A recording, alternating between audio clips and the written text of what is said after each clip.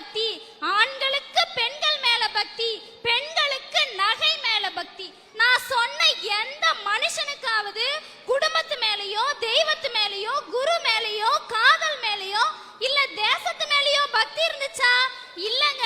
அதனாலதான் பக்தி எல்லாம் போச்சுன்னு நான் பேச வந்திருக்கிறேங்க. ஐயா, இன்னைக்கு குடும்பத்துல இருக்கிற புருஷங்களோட நிலைமை என்ன தெரியுமா? நிம்மதியா இருக்கும்போது மனைவியை தேடுறாங்க, மனைவி கூட இருந்தா நிம்மதியை தேடிக்கிட்டு இருக்காங்கய்யா. இப்படிதான் பல குடும்பங்களோட நிலைமை இருந்துகிட்டு இருக்கு. எங்க குடும்பத்துல எங்க அம்மா 10வது படிச்சுக்கிட்டு இருக்காங்கய்யா. எங்க ஊர்ல ஒரு பொண்ணுக்கு ஏதோ ஒரு தவறு நடந்துருச்சுன்னு சொல்லி எங்க தாத்தா என்ன பண்ணாரு தெரியுங்களா? வீட்டுல படிக்காம இருக்கிற பிள்ளைக்கே இந்த நிலைமைனா பள்ளிக்கூடம் போற பிள்ளைக்கு என்ன நடக்கும்னே சொல்ல முடியாது. உடனே கல்யாண ஏற்பாடு செஞ்சாருங்க. எங்க அம்மாவும் கத்துனாங்க, கதர்னாங்க, காலில் விழுந்து அழுதாங்கய்யா. எனக்கு கல்யாணம் வேணாம், நான் படிக்கிற பிள்ளைன்னு சொல்லி எங்க வீட்டுல இருக்கிற எல்லாரும் சொன்னாங்க.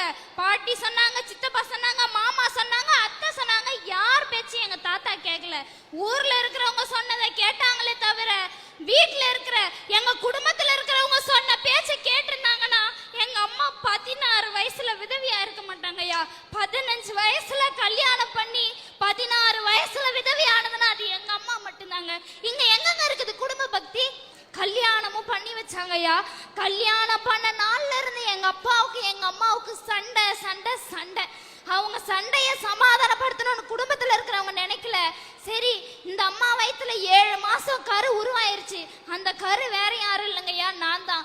7 மாசம் முழுவாம இருக்கிறாளே, இவளுக்காக இல்லைனாலும் இவ வயித்துல வளர்ற கருவுக்காவது நம்ம உயிரோடு இருக்கணும். நாம போயிட்டா இவங்களை யாரு காப்பாத்துவாங்கன்னு எங்க குடும்பத்து மேல எங்க அப்பா பக்தியோட இருந்திருந்தா இன்னைக்கு நான் அனாதையா இருக்க மாட்டேங்கய்யா.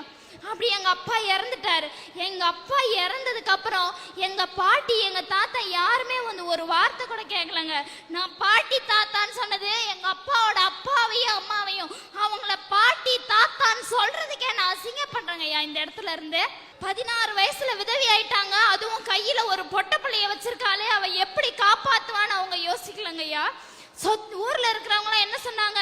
பெத்து வச்சிருக்கிறது பொட்ட பிள்ளைய வளர்க்கறது ரொம்ப கஷ்டம், அவங்களுக்கு பார்த்து ஏதாவது செய்யுங்கப்பா அப்படின்னு. எங்க தாத்தா கையில 10 ஏக்கர் நிலம் வச்சிருக்காரு. ஆனா எங்களுக்கு குடுக்கறதுக்கு 10 ரூபாய் காசு இல்லைங்க அவர்கிட்ட. அவங்ககிட்ட எங்க இருந்து குடும்ப பக்தி? ஊர்ல இருக்கிற எல்லாரும் சமாதானப்படுத்தினாங்க. சமாதானப்படுத்தினதுக்கு அப்புறம் என்ன தெரியுமா சொன்னாரு எங்க தாத்தா? 20,000 ரூபாய் காசு கொடுக்குறேன், அதை தவிர என்னால எதையுமே செய்ய முடியாது. 20,000 ரூபாய் காசை வச்சுக்கிட்டு இந்த காலத்துல ஒரு பொட்ட பிள்ளைய வளர்த்து கல்யாணம் பண்ணி கொடுக்க முடியுமாங்க? அந்த 20,000 ரூபாய கொடுக்கறேன்னு சொன்ன அடுத்த நிமிஷமே 100 ரூபாய்க்கு பாண்டு பத்திரம் வாங்கிட்டு வராருங்க எங்க தாத்தா. வாங்கிட்டு வந்து என்ன சொல்றாரு? இந்த 20,000தோட உங்க உறவையும் எங்க உரையும் முறிச்சுக்கணும், இதுக்கப்புறம் எதுக்காகவும் நீ எங்க முன்னாடி வந்து நிக்க கூடாதுன்னு சொல்லி பாண்டு பத்திரத்துல கையெழுத்து வாங்கிட்டு போறாருங்க எங்க அப்பாவோட அப்பா. அவங்க கிட்ட எங்கங்க இருந்துச்சு குடும்ப பக்தி? எங்களுக்கு அன்னைக்கு இருக்கிறதுக்கு வீடு இல்ல, ஒருவேளை சோறு போடுறதுக்கு யாரும் இல்ல. சரி, நிலத்துல பயிர் செஞ்சு பொழைச்சுக்கலான்னு பார்த்தா சொத்து கிடையாது. என்ன பண்றதுன்னே தெரியாம எங்க அம்மா என்ன ஹாஸ்டல்ல கொண்டு போய் விட்டுட்டாங்க. ஹாஸ்டல்ல விட்டுட்டு எங்க அம்மா பொழப்ப தேடி திருப்பூருக்கு போயிட்டாங்கய்யா. காலையில 7 மணிக்கு பனியன் கம்பெனி உள்ள போனாங்கன்னா 7 மணில இருந்து நைட்டு 9 மணி வரைக்கும் அவங்க கால் கடுக்க நின்னாதாயா அவங்களுக்கு அன்னைக்கு 125 ரூபாய் சம்பளம். உடம்பு சரியில்லைன்னா கூட ஆஸ்பத்திரிக்கு போக மாட்டாங்க. ஆஸ்பத்திரிக்கு போனா டாக்டருக்கு 100-200 சம்பளம் கொடுக்கணும். அந்த பணத்தை வச்சா நம்ம பிள்ளைக்கு ஒரு பேனா வாங்கி கொடுக்கலாம், ஒரு நோட்டு வாங்கி கொடுக்கலாம். கஷ்டப்பட்டு எங்க அம்மா என்ன படிக்க வச்சாங்க. ஹாஸ்டல்ல 13 வருஷம் இருந்தாங்கய்யா. 13 வருஷத்துல ஒரு நாள் கூட, ஒரு நிமிஷம் கூட எங்க தாத்தா வந்து என்ன பார்த்தது இல்ல, எங்க பாட்டி வந்து என்ன பார்த்தது இல்ல, எங்க அத்தைங்க வந்து பார்த்தது இல்ல, எங்க சித்தப்பா வந்து பார்த்தது இல்லைங்கய்யா. ஹாஸ்டல்ல படிக்கும் போது பேரண்ட்ஸ் மீட்டிங் வைப்பாங்க. எல்லா பிள்ளைங்களுக்கும் பேரண்ட்ஸ் வந்து நிற்பாங்க. உன் பிள்ளை இப்படி படிக்குதுமா, ஆவரேஜா படிக்கிற பிள்ளைங்களோட அப்பா அம்மாவே வந்து சந்தோஷப்படுவாங்க. நான் நல்லா படிக்கிற பொண்ணு, ஆனா எனக்குன்னு எங்க அம்மா வந்து அந்த இடத்துல நிக்க மாட்டாங்க, எங்க தாத்தா வந்து நிக்க மாட்டாங்க, எங்க பாட்டி வந்து நிக்க மாட்டாங்க. அந்த நேரத்துல நான் துடிச்சு போவேன் பாருங்கய்யா. அங்க எங்கங்கய்யா இருக்குது குடும்ப பக்தி? ஆனுவல் டே ஃபங்க்ஷன் வைப்பாங்க. ஆனுவல் டே ஃபங்க்ஷன்ல எல்லா பிள்ளைங்களும் 100 மீட்டர் ஓட்ட பந்தயத்துல ஜெயிச்ச பிள்ளை கூட அதுக்கு பிரைஸ் வாங்குறதுக்கு அவங்க அப்பா அம்மாவை ஸ்டேஜ் கூட்டிட்டு வரோம். நான் நல்லா படிக்கிற பொண்ணு, எல்லா ஈவென்ட்லயும் பார்ட்டிசிபேட் பண்ணி பிரைஸ் வாங்குவேன். ஆனா எனக்குன்னு என் கூட பிரைஸ் வாங்குறதுக்கு யாருமே இருக்க மாட்டாங்க. எல்லாரும் வந்து கேட்பாங்க, உங்க அம்மா எங்கம்மா, உங்க தாத்தா எங்கம்மா, உங்க பாட்டி எங்கம்மா. அவங்களுக்கு பதில் சொல்ல முடியாம ஒரு நிமிஷமும் கூனி குறுகி தவிச்சு போவாங்க ஐயா. அந்த நேரத்துல நான் என்னங்கய்யா பாவம் பண்ணேன்? நான் என்ன பாவம் பண்ணேன்? இந்த உலகத்துல பிறந்ததுல இருந்து நான் எங்க அப்பா மூஞ்ச பார்த்தது இல்ல. எங்க அப்பா போட்டோவை கூட எனக்கு காமிக்கல. இவங்க கிட்ட எல்லாம் எங்கெங்க இருக்குது குடும்ப பக்தி? குடும்ப பக்தி இருக்குது நம்ம எல்லாம் பேசிக்கிட்டு இருக்கோம்.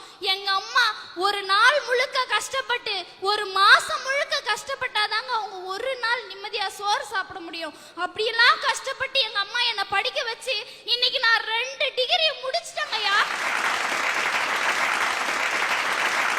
இன்னைக்கு நான் 3வது டிகிரி படிச்சுக்கிட்டு இருக்கேன்.